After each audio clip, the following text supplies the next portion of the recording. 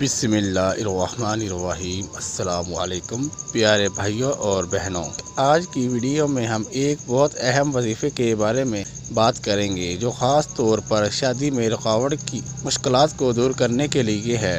اگر آپ کی شادی میں کوئی رکاوٹ آ رہی ہو، جیسے کہ پریشانی یا بندش یا شادی کی خواہش کے باوجود بھی حالات سازگار نہ ہوں، تو یہ وظیفہ آپ کے لیے بہت مددگار ثابت ہو سکتا ہے۔ شادی ایک اہم اور بابرکت رشتہ ہے، اور جب اس میں رکاوٹ آتی ہے تو انسان پریشان ہو جاتا ہے۔ اللہ کی مدد سے ہر مشکلات حل ہو سکتی ہے، اور یہ وظیفہ آپ کو اس مدد تک پہنچانے کا ذریعہ بنے گا۔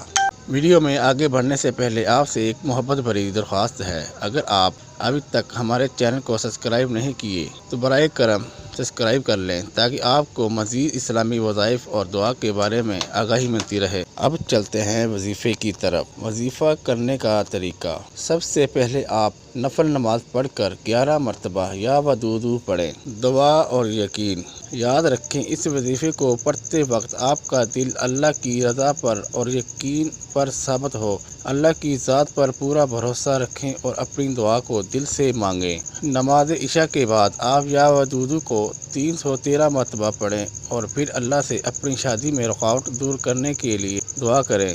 یقیناً اللہ تعالیٰ آپ کے راستے کی تمام مشکلات دور کرے گا اور شادی کی راہ ہموار ہو جائے گی۔